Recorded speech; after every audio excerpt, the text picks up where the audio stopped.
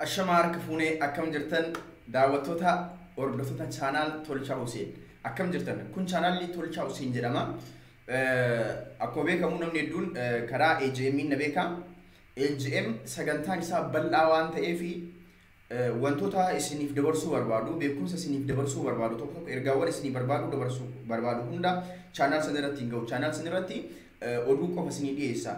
Suni why Oromo Coverati Pataja Chuna, why Oromo, why Capso, why Politica Ratiti Pataja Chuna, Derbe Derbes, why Namantas Ratini Derbaja Chuna, Iban Manalubuma Oromia Eragahu, Acharatin Derbaja Chuna, Ibani Majlisa Oromia Eragahu, Acharatin Derbaja Chuna, Rakon Manalubuma Oromia TV, Majlisa Oromia Eragahu, Iban Amanta Islama Eragahu fi Kasumawar Ramanta Kristan Leragahu, Acharati Hinderbaja Chuna. Kanaf suni dimma siyasa dimma biyya dimma siyasa Oromoo Itoophiyaa Afrikaa qofa irratti darbaa jechuudha kan addunyaa dabalatee asirratti mootu waan akka asoosamoota afoola mammaaksa garagaraa oduu durii fa'aa asirratti isinii dhiyeessaa jechuudha itti dabarsuudhaan immoo qoosawwan reactioniiwwan garagaraallee askarutti tokko tokko isiniif dalagaa wantoota bobbooharsoo fi waan tokko tokko immoo asirratti isinii dabarsaa jechuudha kanaaf daawwattoota keenya AGM Odufi siasa gara-gara qofarratti argattan asirratti mootu asoosama waan garagara waan sammuu namaa bohaarsu kanneen asirratti argattanii jechuudha. Kanaaf YouTube kanallee subscribe naa godhaa jecha amma mootu wanti qabadhee isiniif dhiyaadhe baaliyaa kee maanyaa'u duula hamatu irratti godhamee torbaan kana akkasuma mootu deeggarsa hamatu godhameef irra jireessi nama baaliyaa kee deeggaree irra jireessi nama mootu baaliyaa kee arrabsee jechuudha. Baaliyaakeen warra isa deeggaree fi warra arrabsellee dhiifama godhee fi jiraa jedhe. Baaliyaakeen duula torbaan kana isarratti banamee fi ajandaa waan ta'eef dhufee ibsa miidiyaa kennee jiraa jechuudha. Baaliyaakeen haasa'uun isaa suni haasawa loqoda Booranaati. Boorana keessayyuu Boorana Itoophiyaa sun ta'in Booranaa Keeniyaati, Oromoo Keeniyaati jechuudha. Baaliyaakeen ni Itoophiyaa miti Oromoo Keeniyaati. Kanaaf haasa'uun isaa xiqqoon ulfaata. Mee haasawa Baaliyaakessan bakka tokko tokkotti kaafneetiin waan garagaraa kanatti goonu taana baaliyaa kee wajjin mee turtii gaarii. Assalamu alaikum wa rahmatullahi wa barakatuh. Daawwattoota fayyuma nageenyi keessan badhaadha. Wa alaikum salam wa rahmatullahi wa barakatuh. Baaliyaa kee keenya nuti Oromoo Itoophiyaa keessa jiraannu ati Oromoo Keeniyaati. Wa alaikum salam baaliyaa kee keenya hundi keessan Salam alaikum isni jedhee wa alaikum salam hojjettanii mootu kaydii soddoma argattanii baaliyaa keef wa alaikum salam jedhaa hundi keessanu.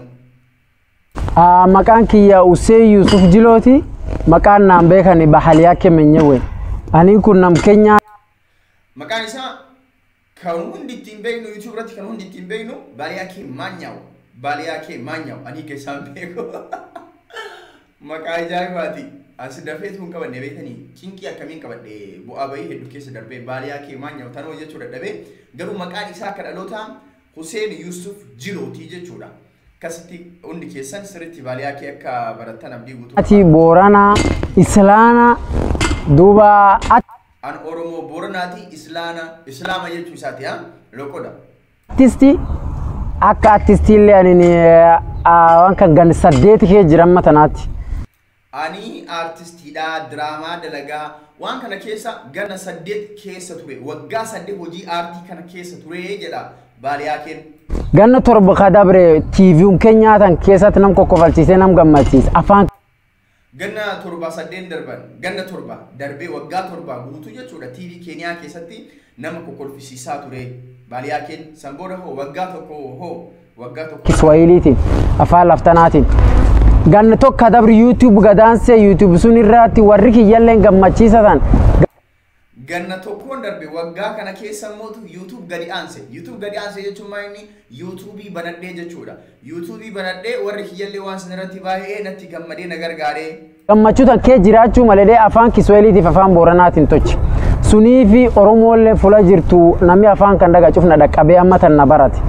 Duuma waan kan guyyaa jalqabe an qaalolle dhaqee abboo an akkana jalqabu fedha wanni kun shari'a kee jirti hamtuu wede gaafadha hamtuu moo dassa wede gaafadha.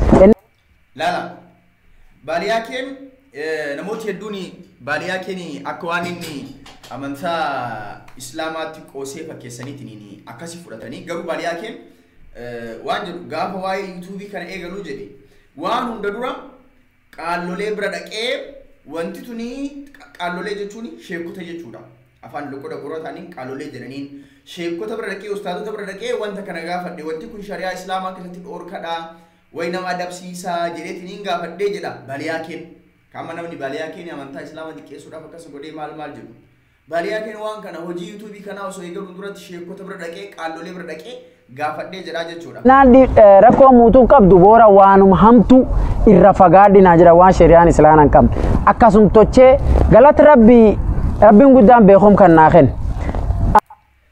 Sheekotiin maal jetteen yaa Baliyaa Kee kennaa yookaan yaa Hussein Yusuf Jiloo homaa rakkoon qabduuti homa shari'aa islaamaan dhoorgaa irraa fagaadhu naan jedhanii. Waan amma tana social media gubbaa dhufanii jira guyyaa 3-4 katabrammatan Baliyaa Keen video kinooti ajandaa keenyatti seenee jira jechuudha. Baliyaa Keen amma deemee ajandaa keenya gubbaa gahee jira jechuudha. Waa'ee duula social media irratti gaggeeffamee maal jedha Baliyaa Keen amma sirraa qalbiin dhaggeeffata. Tokko tochee waan dhugum kagarii akkamtu haasa'ee akkamtu narra dubbate kagarii akkum dasaalee narra dubbate naabuu illee cuf galata cufti beekom.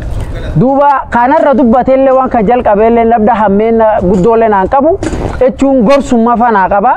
Maan jennaani viidiyoo tokko jira ta'an ijoollee teen qarqaaree viidiyoo hojjaata gartuu viidiyoo hedduu hojjan chaanel hedduu gubbaatti. Jechuuni ani ijoollumteen qarqaar malee hammeenni dhibiileen hin jirtu. Hayyee namgari ka waan uffata dubbatee jira. Uffat kallee wata laaltu uffati kun jaarrolee kusheetii Kenya kusheetiitu waan kan naqate nam safaraatiif ka Boorana. Wata laaltu aksentiin an dubbadulleen taafaan safara hojja Kiswahilii deebisan. Lala usirritti dhaggeeffadha duudhi tokko faan irratti godhamee waa'ee uffataati. Baliyaa Keen waan san amantaa islaamaa balleessuudhaaf hin goone. Amantaa islaamaa jibbisiisuudhaaf hin goone. Baliyaa Keen waan jedhaa jiru agartaniiti. Uffatanii naqadheetan jechuun uffata naqadhee jechuun uffati an kaawwadhee jechuudha. Uffata an diradhee jechuudha. Uffanni an diradhee kanallee jaartota Booranaa ta Keeniyaattu dirataa uffata aadaatii saniif kaayyadhee saniif naqadhee jechuun afaan Booranaatiin diradhee jechuudha. Jechuun akkan naqat warri safaraa guddina akkan naqat jaarrolee warra ta Booranaallee guddina akkan naqat. Jechuun akka islaana haayee islaam maqaa yakkaa takka matanan seen. Maan jennaa alillee diini diin jaaladha. Hayyee gostiyyaallee ammeen dibiin qabuu fi malee ani islaama qaballeessa jedhee waan kana hin goone an diin kiyyallee nin jaaladha gosatiyyallee nin jaaladha anillee nam diini soome rabbiin anillee nama diinii soome jechuun akka nuyi kana soome soomni jechuun nyaata wayii laganne akka ramadaanaa yookaan sooma warra kiristiyaanaa yookaan sooma warra islaamaa sana osoo hin ta'in soome jechuun anillee nama diinii soome jechuun anillee nama diinii baradhee nama qur'aana qara'ee jechuu isaati. Baliyaa Keen innumtuu nama qur'aana qara'ee. Daani ati tiyana barsiifte so alleen fuur rabbi ka durrufaa beeku diini ajana yakkuufillee no hin jirtu. Maan jennaani turii dhiyaadi nami cufaa mootiin onja induwani so ani tuni qabammee suni qabu. Akkam tunarraa softanii akkam akka tasanarra dubbattanii yadhabe. Yoo dhabeellee namni dhabe in gorsan aboyaa yadhabde edanii si gorsan malee sin hadhan. Kagari naadelle kagari yana gorselle duuba yoo dhabeellee awwanneen isaniin jedhu. Namni yoo balleessillee yoo tolchellee in faarsan yoo balleessillee hin gorsan malee in haadhanii jechuun isaa irratti hin duulanii. Ani osuma balleessayyuu na gorsuu qabdan malee irratti duuluu hin qabdanii jedha Baliyaa Keen maanyaawu. Dubbiin tuni sirriitti hubatamuu qabdi. Oromoon namni yoo balleesse arrabaan koruu beeka. Inni kun sirraa'uu qaba. Baliyaa Keen osuma balleessillee na gorsuu qabdan malee na haadhuun qabdanii. Na haadhuun qabdan jechuun arrabsuun qabdan jechuu isaati. Kanaaf namni yoo gorse wal balleesse wal gorsuudha malee wal arrabsuun gatiin qabdu. Mooraalii namaa cabsa. Amma Baliyaa Keen asitti yoo kalaaltan taate mooraalii isaa akka waan cabeetti nurraa mul'ataa jechuudha si galee. Garuu mooraalii isaa kanaan cabuun qabu. Alladina qabadha. Ifamnaa godha. Biranaa deema. Taichi anta suni channel obboleeyyamti tan channel warra irratti hojjedhe. Sullee qarqaarsuma obbolees kenne channel YouTube qabna. Channel kun hojja warra argachuu feete views fi subscribers feeti. Tan nu qarqaare akka nu argannu. Obboleeyyanti ta Oromoo tiidhe bireje irratti hojjedhe. Idea warra gadiin dhufu aboo idea kana qabna. Nu hojjechuu dandeetti ta fula jaarsatan akkasiin hojjedheef.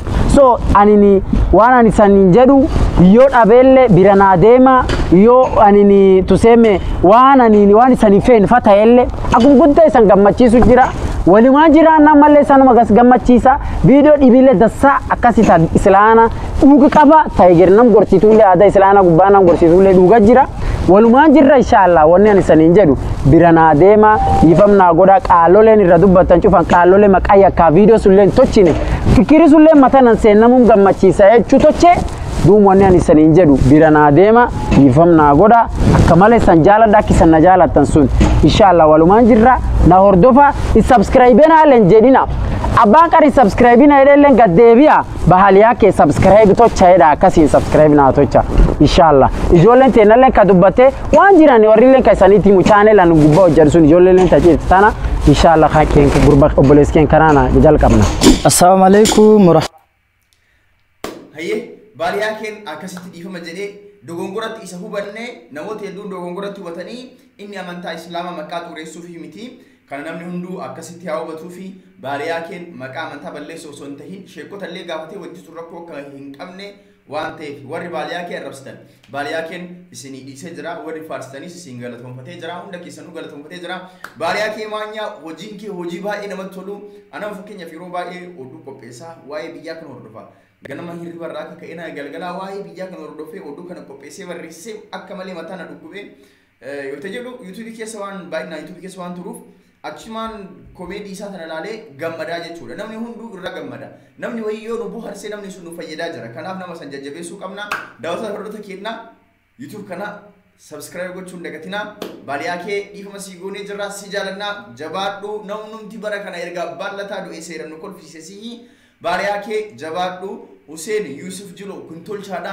Ijiptirraa hedduu si dinqisiifata jabaadhu baaliyaakee kenna ulfaadha galatooma daawwattoota keenya yeroo biraa sagantaa asoosamaatti walitti deegadeenutti isin immoo nagaan tura